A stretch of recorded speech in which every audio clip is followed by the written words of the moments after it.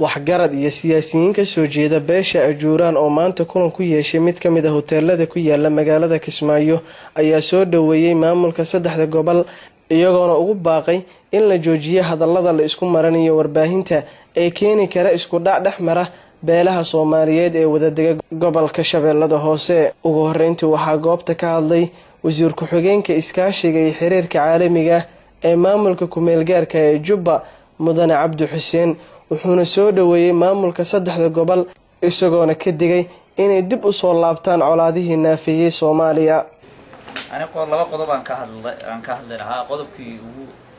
koobaad aan ka hadlayaa waxaan anagu hambaleynaynaa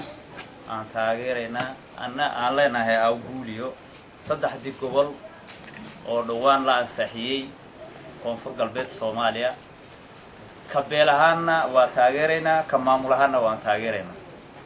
waxaana ku mahadsan dawladda madaxweynaha Soomaaliya ra'iisul wasaarihii IGAD ururka goboleedka IGAD iyo beesha caalamka iyo UN way ku way ku mahadsan yihiin in ay meesha ka saareen lixdii gobol maamul galbeed koonfur galbeed oo Soomaaliya lixdii gobol qolada sheeganaysay oo ku soo koobtay saddexdii gobol anaga saddexda gobol waan taageeraynaa ka beelahaan ka deegaanahan waan taageeraynaa ka maamulahaan waan taageeraynaa waxaana rajaynaynaa saddexda gobol inaan la shaqeyn doono oo maaragtay aan diris wanaag naga dhaxayn doono tii labaad horta waan ka xumahay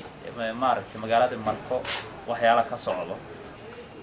marka naga dagaal ma urinayna laakiin dadkii hadda urinay waxaan leeyahay xilligii dagaal waa laga gudbay nin walba deegaan uu leeyahay nin walba deegaankiisa ku iimaan qabo nin walba deegaankiisa ku laabto nin deegaan walba cidii lahayd looga dambeeyo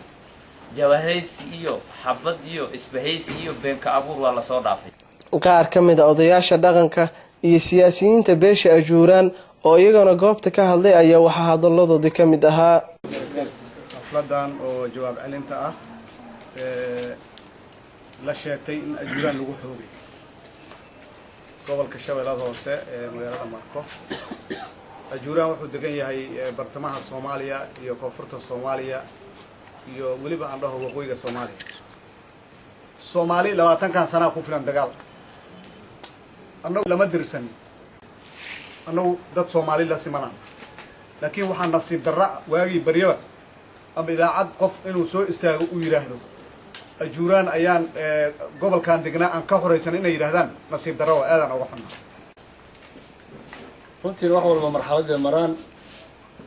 maanta in la yiraahdo markii annaga saan yeelnay waa marxaladda Soomaaliya ee soo martay kamid ah mashaakilna ma lahan laakiin beesha Ajuuraan ruuxaantii waa beel 24 sano hadda Soomaaliya burbur ka jirtay wax qabaa'il ay dagaal ama dhac ay kala hortimid ma jirin taana qabaa'ilka Soomaaliyeed waa kaga duuneen waana kaga duunaan doonaa insha Allah taala. Cabdicasiis Xaaji Maxamuud Garyaqaan TV-ga caalamiga ee Kalsan magaalada Kismaayo.